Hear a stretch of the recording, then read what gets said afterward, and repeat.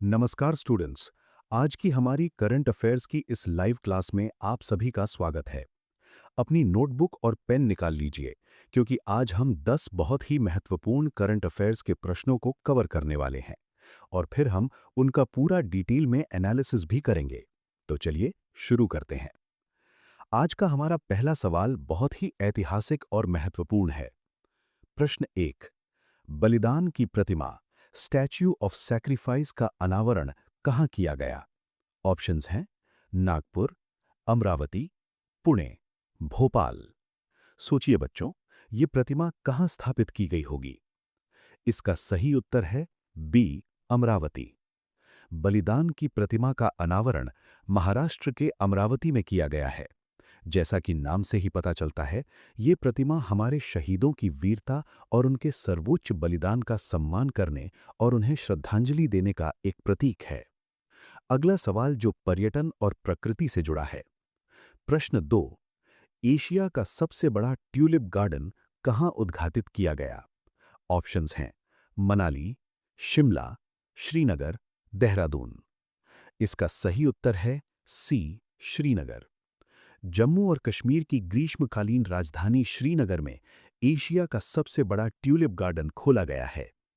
ये खूबसूरत गार्डन डल झील के किनारे स्थित है और हर साल वसंत ऋतु में ये दुनिया भर से लाखों पर्यटकों को अपनी ओर आकर्षित करता है।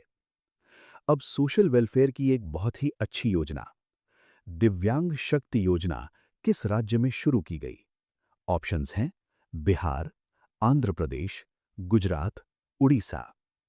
इसका सही उत्तर है बी, आंध्र प्रदेश। दिव्यांग शक्ति योजना आंध्र प्रदेश राज्य सरकार द्वारा शुरू की गई है। इस योजना का मुख्य उद्देश्य राज्य में रहने वाले दिव्यांग जनों को सशक्त बनाना, उन्हें आत्मनिर्भर करना और समाज की मुख्य धारा से जोड़ना है। अब आते हैं हेल्थ सेक्टर के डिजिटलाइजेशन से जुड़े एक अहम सवाल पर। ई स्वास्थ्य धाम पोर्टल किस राज्य में लॉन्च किया गया?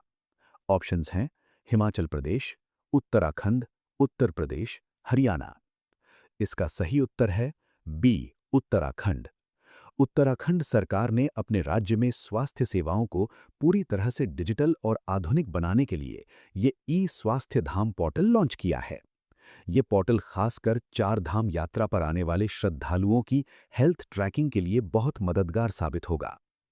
हमारा अगला सवाल बैंकिंग और स्पोर्ट्स पर्सनैलिटी से है।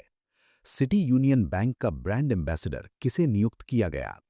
ऑप्शंस हैं रोहित शर्मा, विराट कोहली, रवींद्र जडेजा, केएल राहुल। इसका सही उत्तर है सी, रवींद्र जडेजा।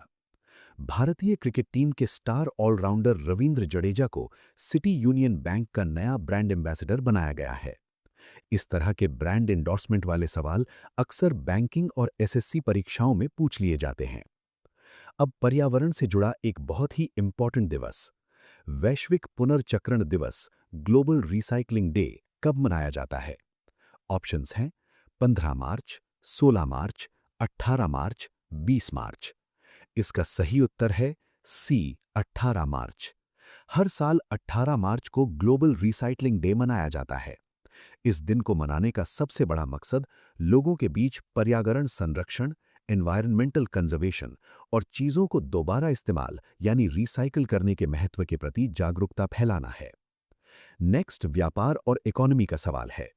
भारत ट्रेड्स फेस्ट 2026 का उद्घाटन कहाँ हुआ? ऑप्शंस हैं मुंबई, नई दिल्ली, चेन्नई, कोलकाता। इसका सही उत्तर है बी, नई दिल्ली। व्यापार और वाणिज्य को राष्ट्रीय और अंतर्राष्ट्रीय स्तर पर बढ़ावा देने के लिए भारत ट्रेड्स फेस्ट 2026 का शानदार आयोजन हमारी राजधानी नई दिल्ली में किया गया। प्रश्न 8। नेशनल पैरा एथलेटिक्स चैंपियनशिप 2026 कहाँ होगी? ऑप्शंस हैं पटना, रांची, भुवनेश्वर, जयपुर। इसका सही उत्तर है भुवनेश्वर। उड़ीसा की राजधानी भुवनेश्वर को नेशनल पैरा एथलेटिक्स चैंपियनशिप 2026 की मेजबानी के लिए चुना गया है। भुवनेश्वर धीरे धीरे भारत का एक प्रमुख स्पोर्ट्स हब बनता जा रहा है।